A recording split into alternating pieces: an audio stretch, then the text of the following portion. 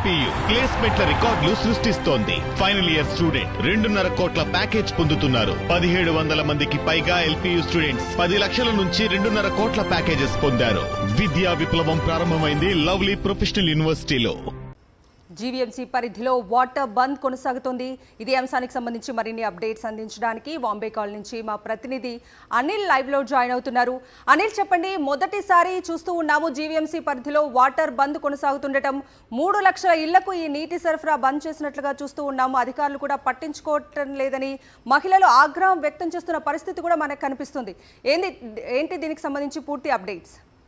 చరిత్రలో 34 గంటలుగా ఇదే తొలిసారి ప్రతి ఇంటికి కుళాయి ద్వారా నీళ్లు వచ్చేటువంటి 3 లక్షల కుళాయి కనెక్షన్లకు మంచినీటి సరఫరా నిలిచిపోయింది. అత్యంత దారుణమైనటువంటి పరిస్థితి విశాఖలో ఉన్నటువంటి 98 వార్డుల్లో కనిపిస్తూ ఉంది.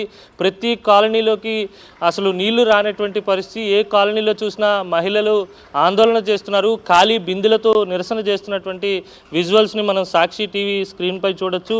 ప్రస్తుతం మనం బాంబే కాలనీలో ఉన్నాం. కొద్దిసేపటి క్రితమే బక్కన్నపాలెం 2 కాలనీలో మహిళలు అత్యంత ఆవేదన భరితంగా మాట్లాడినటువంటి విజువల్స్ని చూసాం మనం. ఇప్పుడు ఇక్కడ కూడా ఇదే పరిస్థితి ఉంది. గడిచిన 2 రోజులుగా వీళ్లకు కనీసం తాగునీరు కూడా లేనటువంటి అత్యంత దయనీయమైనటువంటి పరిస్థితుల్లో బాంబే కాలనీ వాసులంతా గడుపుతున్నటువంటి సందర్భం ఉంది. మాట్లాడదాం.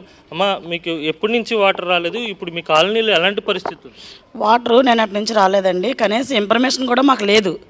నీళ్ళు రావని కూడా ఇన్ఫర్మేషన్ ఇవ్వలేదు. మాకు నీళ్ళు చాలా ఇబ్బంది పడుతున్నాం. నిన్న ఈరోజు రాలేదు కొలాయి. మరి కనీసం ఇన్ఫర్మేషన్ ఇవ్వాలి కదా. మాకు కొలాయిలు ఇచ్చిన వాళ్ళు కూడా మాకు ఇన్ఫర్మేషన్ ఇస్తే కదా మేము నీళ్ళు ఏదో చేసి. ఎప్పుడు లేని నీళ్ళు కొనుక్కున్నాం. ఈరోజు మేము బాటిల్ 25 రూపాయలు చెప్పని మేము నీళ్ళు కొనుక్కుంటున్నాం ఇప్పుడు ఇలాగా. మరి మేము ఏం చేయాలో మాకు అర్థం అట్లా. అసలు ఎవరు నీళ్ళు అడగాలో కూడా మాకు తెలియట్లేదు. ఇప్పటి వరకు అధికారులు ఎవరు మీ దగ్గరికి రాలేదమ్మా? సమస్య అంటే ప్రత్యామ్నాయంగా ట్యాంకర్స్తో ఎవ్వరూ రాలేదు. ఎందుకు వాటర్ రాలేదని కూడా ఎవరు వచ్చి కూడా కనుక్కోలేదు. ఈ వార్డు వాళ్ళు కూడా ఎవ్వరూ రాలేదు. కనీసం కొంచెం వయసులో పెద్దవాళ్ళు ఉంటారు. 3వ ఫ్లోర్కి వాటర్ తీసుకెళ్లాలంటే చాలా ఇబ్బంది అవుతుంది. 3వ ఫ్లోర్లో ఉన్నోళ్ళు, వికలాంగులు ఉన్నారు, ముసలోళ్ళు ఉన్నారు, కాళ్ళు లేని వాళ్ళు ఉన్నారు, చాలామంది ఉన్నారు. కనీసం ఎవ్వరు కూడా నీళ్ళు మోసుకోలేకపోతున్నారు. అసలు చాలా ఇబ్బంది పడిపోతున్నారు. వాటర్ కూడా లేదు అసలు కొలాయిలు. ఇగోండి. మీది ఏ ఫ్లోర్ అమ్మా? వాటర్ పరిస్థితి? 3వ ఫ్లోర్ బాబు. నేను ముసలి దగ్గర నాకు ముడుకులు లోపు మొన్నే చచ్చిపోయి బతికాను. నాకేం బాగాలేదు. చిన్న బిందు పట్టుకొని దిగుతాను. ఎవరికో బతిమాలి ఆ బిందు దించుతారు. ఇగోళ్ళు ఈ అమ్మాయి దించుతుంది, ఆ ఎదర అమ్మాయి దించుతుంది, ఎవరో ఒకరు దించుతారు. మాది 3వ ఫ్లోర్. నేను దిగలేను, లేకలేను.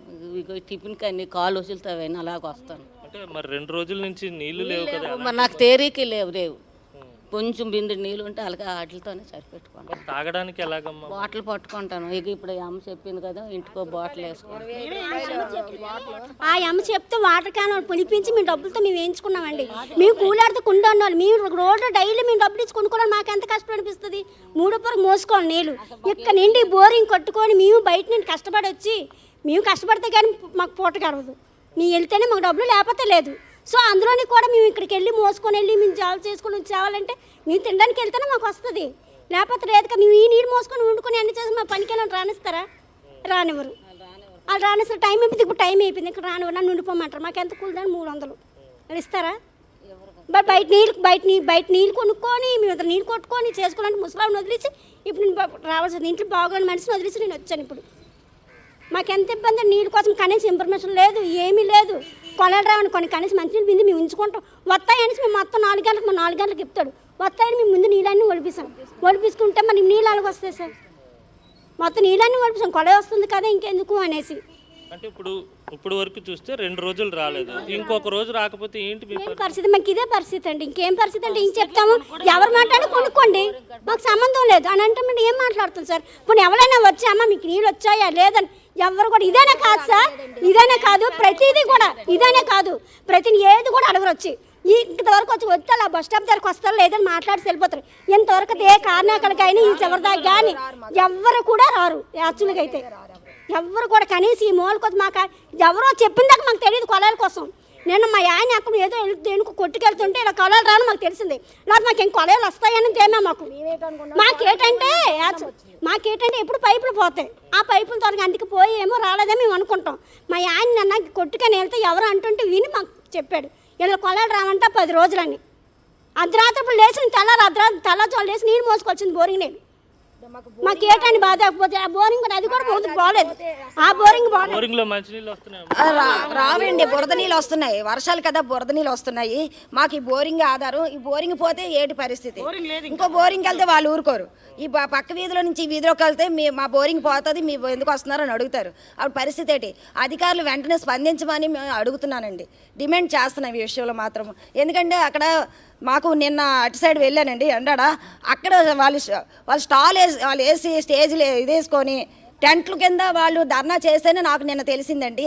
ఇది 2 రోజులైంది, 10 రోజులు రాకపోతే మా పరిస్థితి ఏంటి? ఇప్పుడు అందరూ కూడా తెల్లవారి వెళ్ళి వంట చేసుకొని వాటర్ పట్టి, తెల్లవారు వంట చేసుకొని వాటర్ పట్టి వాళ్ళు 4:30కు లేచి పట్టుకొని గబగబా వెళ్ళి రెడీ అయిపోయి పనికి వెళ్ళిపోయారు. ఇప్పుడు పరిస్థితి ఏంటి? బోరింగ్ కొట్టుకొని చెయ్యాలంటే మాకు ఎంత ఇదండి, చాలా పరిస్థితి. వెంటనే ఈ విషయంలో వాటర్ వల్ల ప్రాబ్లం పడుతున్నాం. మాకు ఏ ప్రభుత్వం నుంచి కూడా మీరు ఏం ప్రాబ్లం పడుతున్నారు కూడా కనీసం కనుక్కోవట్లేదు. మాకు వచ్చి కనుక్కోవాలి. కనుక్కొని ఎందుకు వాటర్ రాలేదు, దేనికి రాలేదని వాళ్ళైనా కనుక్కొని మాకు చేయాలి కదా. ఇప్పుడు ఉన్న వాళ్ళు కూలి ఆడుతున్నారు, పనులకు వెళ్ళిన వాళ్ళు ఉన్నారు, స్కూల్కి వెళ్ళిన వాళ్ళు ఉన్నారు, కాలేజీలకు వెళ్ళిన వాళ్ళు, వాళ్ళు నీళ్ళు కొట్టుకొని వెళ్ళాల్సిన పని ఏంటి వాళ్ళకి? కొలాయిలు మేము 15,000 ఇచ్చి కొలాయిలు వేయించుకున్నాం. మా కొలాయిలు రాకపోతే మా పరిస్థితి ఏంటి అసలు? ఈ రోజు రాలేదు, నిన్న రాలేదు, నీళ్ళు కొనుక్కున్నాం. రేపు రాకపోతే రోడ్డు మీద కూర్చొని బిందులు పట్టుకొని సార్ మాది 3వ ఫ్లోర్ సార్.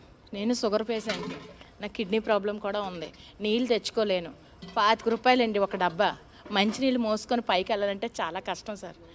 ఏది ఇంట్లోని ఏవి ఇబ్బందులు పడినా 25 రూపాయలు పెట్టుకొని మెడిసినే తీసుకుంటామా, తీసుకుంటాం సార్. ఇంకా ఎలా ఉందంటే అలా ఉంది. మీరు ఎంతవరకు తీసుకెళ్తారో అంతవరకు తీసుకెళ్ళండి సార్. మా ప్రాబ్లం చెప్పండి. ఈ చివరి ఉన్నాం కదా, మేము లేబర్ కదా అని చెప్పి ఎవరు స్పందించట్లేదు సార్.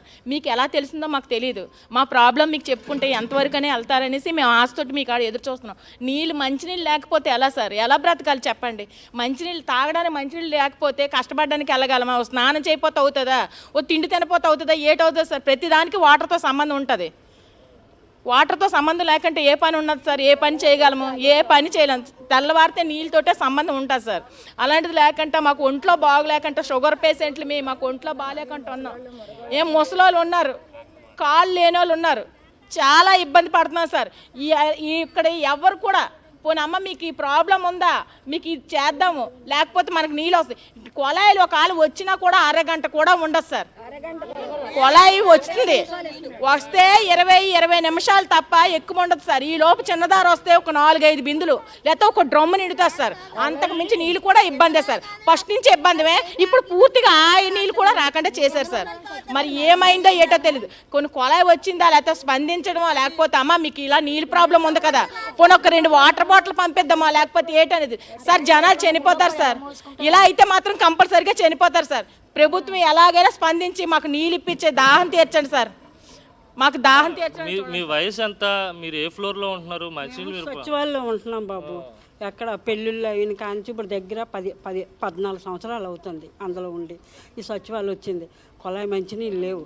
అలా ఎదురింటి దగ్గరికి వెళ్ళి బతిలాడుకొని మోసుకుంటున్నాం. వానైనా వరదైనా ఏదైనా వాళ్ళకి ఎంతమందికి చెప్పి అలసిపోయి ఇంకా అలాగ ఉండిపోయాం. ఎవరు కూడా పూనుకోవడం లేదు బాబు. మాకు జీతం బతి లేకపోయినా అందులోనే ఉంటున్నాం, అలాగా ఆ సచివాలయంలో ఉంటున్నాం. ఆ పావుల్లో దెయ్యాల్లో ఆ పావుల్లో నాటిల్లోనే ఉంటున్నాం. అద్దెలు కట్టుకోలేక ఈ బాధలు పడి అలాగ ఉంటున్నాం. మేము మంచినీళ్ళు ఉంటే చాలని మేము అంత ఆ గణేష్కి అందరికీ ఫోన్ చేస్తాం, కానీ ఎవ్వరు కూడా ఫోన్ ఎత్తడం లేదు, చేయడం లేదు. ఎంతమంది చేసినా మన మీటింగ్ అయింది, అందులో కూడా చెప్పిన అలా అప్పుడే ఫోన్ చేశారు, చేస్తామమ్మా అని సార్. అంతేగాని ఇప్పుడు ప్రస్తుతం మీ ఇంట్లో మంచినీళ్ళు ఉన్నాయా మీకు అందుబాటులో లేవు నాన్న. అక్కడికి వెళ్ళి మోసుకుంటున్నాం. ఆ చివరికి వెళ్ళి 3 గంటలు లేచి కూకుంటాను దెయ్యంలాగా, కొలాయి ఎప్పుడు వస్తుందా అని. అలా కూర్చొని అక్కడ నీళ్ళు ఎవరైనా ఇస్తే పట్టుకొని నీళ్ళు తెచ్చుకుంటున్నాం. లేకపోతే అది కూడా లేదు బాబు. మరి ఎలాగ మేము పడతాం బాధ? ముసలివి ఎలా మోసుకుంటాము? వాన వరదైనా అలాగే వెళ్ళి అక్కడికి వెళ్ళి మోసుకుంటున్నాం నీళ్ళు. ఎవరు కూడా పట్టి ఏం చెప్తారమ్మా అధికారులకు కానీ ప్రభుత్వానికి కానీ? ఏం చెప్తారు? అసలు మంచినీళ్ళు కూడా లేవు కదా, ఏం అడుగుతారు మీరు ప్రభుత్వాన్ని, అధికారులని? ఏటో అడుగుతాం బాబు. ముసలిమి ఓ జీతం లేదు, ఓ బత్యం లేదు. ఆ పింఛనీ డబ్బులతోనే మేము బ్రతుకుతున్నాం. కానీ పోనీ నీళ్ళైనా ఉంటే ఆ నీళ్ళైనా తాగి బ్రతుకుదామన్నా నీళ్ళు కూడా ఉండడం లేదు. వాళ్ళింటికి వీళ్ళింటికి వెళ్ళి బతిలాడి మోసుకుంటున్నాం రాత్రులు 3 గంటలు లేచి. మరి నేనేం చేస్తాం బాబు?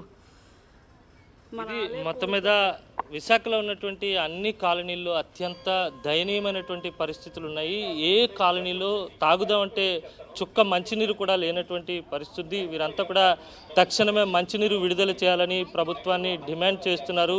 కనీసం మంచినీళ్ళు ఇస్తే ఆ మంచినీళ్ళు తాగైనా బ్రతుకుతామని వృద్ధురాలు కూడా చెప్తున్నటువంటి సందర్భం కనిపిస్తుంది. ఓవరాల్గా చూస్తే కనుక దాదాపు 34 గంటలు పైగా విశాఖలో మంచినీటి వ్యవస్థ అనేది పూర్తిగా స్తంభించిపోయింది. సరఫరా కానీ పంపింగ్ కానీ పూర్తిగా నిలిచిపోయింది. అయినప్పటికీ కూడా ప్రభుత్వం ఆ వ్యవస్థను పునరుద్ధరించేటువంటి ప్రయత్నం ఏమాత్రం చేయడం లేదనేది స్పష్టంగా అర్థమవుతోంది. కవిత. రైట్ అనిల్.